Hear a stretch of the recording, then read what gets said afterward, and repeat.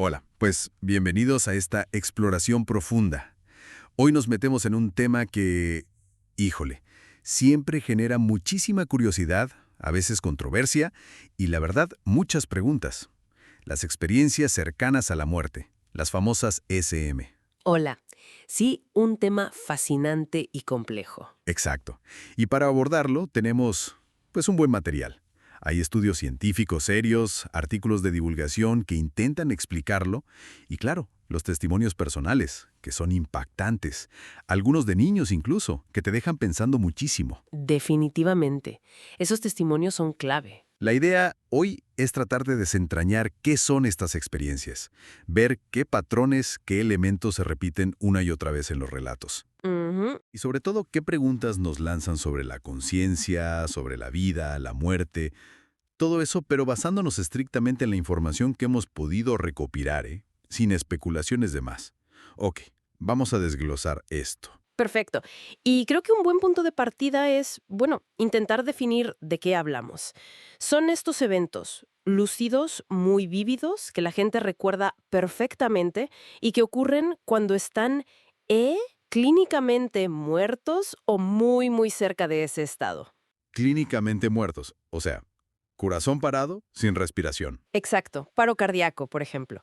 Aunque, hay que decirlo, todavía no existe una definición única, así universalmente aceptada por toda la comunidad científica. Pero ese es el núcleo. Recuerdos claros en un momento donde supuestamente no debería haber conciencia. Y es que, fíjate, no son cosas raras o aisladas. Las estadísticas son sorprendentes. Se habla de que entre un 30% hasta un 40% de las personas que logran sobrevivir a un paro cardíaco, por ejemplo, o a situaciones límites similares, Que son muchísimas personas. muchísimas, reportan haber tenido algún tipo de experiencia consciente mientras técnicamente estaban fuera. Ujú. Y lo que más llama la atención no es solo que cuentan, que ya es bastante, sino la consistencia. Es increíble cómo se repiten los mismos elementos en gente de culturas distintas, edades diferentes, creencias variadas. Totalmente. Es como si hubiera un patrón subyacente, ¿no? Sí, exacto. Elementos como, bueno, la sensación de salir del cuerpo, de flotar, la famosa experiencia fuera del cuerpo o EFC. Verse a sí mismos desde arriba en la camilla del hospital, en el coche accidentado. Y a veces describen detalles de la escena, de lo que hacían los médicos, que luego se confirman. Eso es muy potente. Claro. Luego está el viaje por un túnel, casi siempre oscuro, pero que lleva hacia una luz. Una luz muy particular. Sí, la describen como brillantísima, intensa. A veces dicen como 1 millón de soles, pero curiosamente no lastima. Es una luz cálida, acogedora. Atractiva incluso. Sienten que los llama. Exacto. Y asociado a todo esto, sentimientos muy profundos. Una paz absoluta, tranquilidad total, ausencia de cualquier dolor físico o miedo. A veces hasta una alegría inmensa. Sí, una sensación de bienestar que contrasta brutalmente con la situación física en la que se encuentra el cuerpo, ¿no? Totalmente. Luego, otro elemento común es la revisión de la vida. Como una película rapidísima pero súper intensa, donde ven momentos clave de su existencia, a veces con una comprensión nueva de sus actos. La revisión panorámica, sí. No siempre ocurre, pero es muy característica cuando sí pasa. Y finalmente, los encuentros. Encuentros con seres de luz, o a veces con familiares, amigos, gente querida que ya ha fallecido. Que los residen, los acompañan, a veces les dicen que aún no es su momento. Justo, todos estos elementos se repiten de una manera que la verdad te hace pensar. Y ahí es donde, como decías, la ciencia se topa con un desafío, pues, enorme. Porque los modelos actuales sobre la conciencia, ligados estrictamente al funcionamiento cerebral, pues no explican fácilmente cómo puede haber experiencias tan estructuradas y lúcidas cuando el cerebro está teóricamente apagado o gravemente dañado. Claro, si no hay actividad cerebral, ¿de dónde sale todo esto? Exacto, y aquí entra, por ejemplo, el estudio AWARE. Fue un estudio a gran escala, muy interesante, que buscaba justo eso, investigar si había conciencia durante la parada cardíaca y la reanimación. ¿Y qué encontraron? Porque sé que dio resultados. Llamativos. Muy llamativos. Usaron electroencefalogramas, los EEG, para medir la actividad eléctrica del cerebro en pacientes durante la RCP, la reanimación cardiopulmonar. Ujú. Y lo que no esperaban encontrar, pero encontraron en algunos casos, fueron picos de actividad cerebral.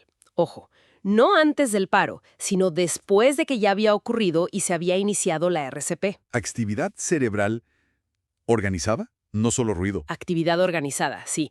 Detectaron ondas específicas, gamma, delta, teta, alfa, beta, que normalmente asociamos con funciones mentales superiores, con pensamiento complejo, con la conciencia activa. Pero, ¿cómo es posible si el corazón no bombea sangre al cerebro? Esa es la gran pregunta. La teoría convencional dice que a los pocos segundos de detenerse el flujo sanguíneo, la actividad cerebral cesa casi por completo. Pero estos hallazgos sugieren otra cosa. ¿Y cuánto duraba esa actividad? En algunos de los supervivientes que luego recordaron haber tenido una experiencia consciente, esta actividad cerebral se detectó incluso hasta 1 hora después de haber iniciado la RCP. 1 hora. Eso es muchísimo tiempo en ese estado. Muchísimo. Y correlacionaba con los pacientes que luego decían, yo estuve consciente, yo vi esto, sentí aquello. O sea, no eran solo recuerdos falsos o alucinaciones del cerebro al recuperarse. Los datos del EEG sugieren que podría haber una base neuronal real para esas experiencias, ocurriendo en un momento en que, según el modelo estándar, no debería ser posible. ¡Wow! Eso sí que pone en jaque muchas ideas, ¿no? Totalmente. Y alimenta hipótesis que antes se consideraban marginales, como la idea de la conciencia no local. Conciencia no local. ¿A qué te refieres? Es una propuesta de algunos investigadores, como el cardiólogo holandés Pim van Lommel, que ha estudiado mucho las SM. Él y otros sugieren que quizás la conciencia no es producida exclusivamente por el cerebro, Entonces, que tal vez el cerebro funcione más como una interfaz, como una especie de antena o transceptor, ¿sabes? Que recibe o sintoniza la conciencia, que podría existir de forma más fundamental, quizás no localizada espacialmente. o sea, el cerebro no sería la fábrica de la conciencia, sino el radio que la capta. Algo así, una analogía, claro.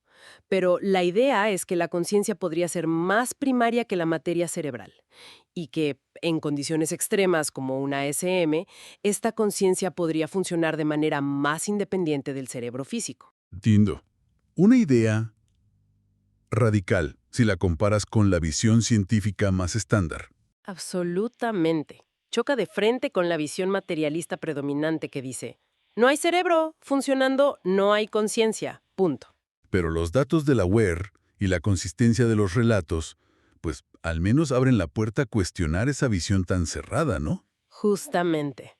No prueban la conciencia no local, claro está, pero sí plantean preguntas incómodas para el modelo estándar y nos invitan a explorar otras posibilidades. Y es que cuando pasamos de los patrones generales a los testimonios concretos, con sus detalles únicos, ahí es donde la cosa se pone todavía más intrigante, ¿no crees? Sí, los detalles personales son a menudo lo más desconcertante. Pienso en el caso de Jacob Cooper, un niño. Tenía solo 3 años.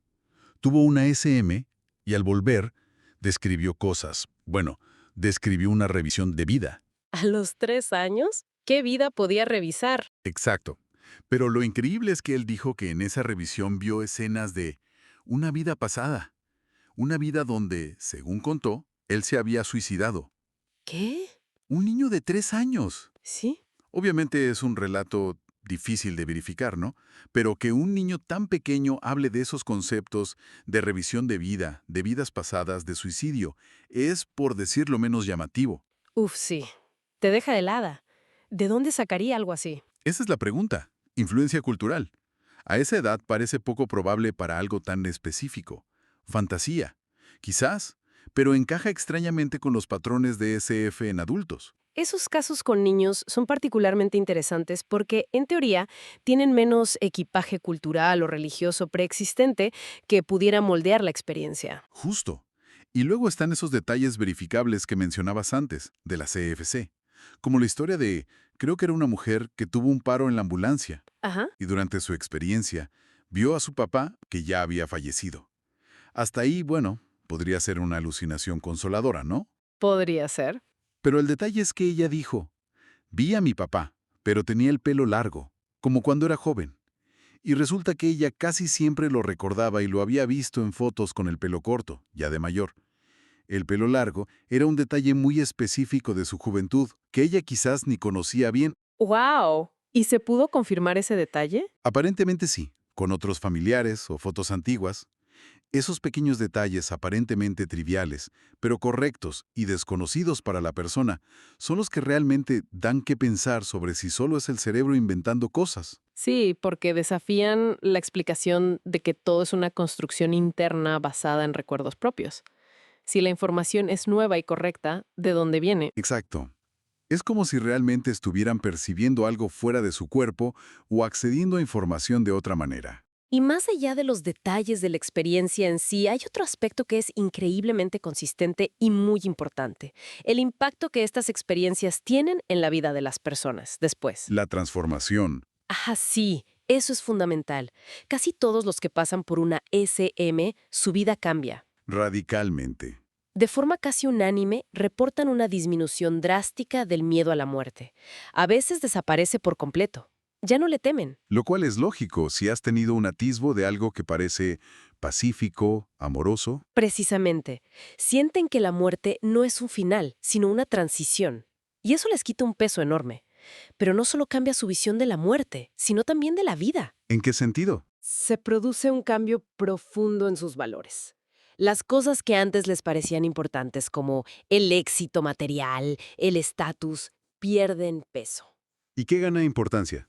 El amor, la compasión, las relaciones humanas, la conexión con los demás, con la naturaleza.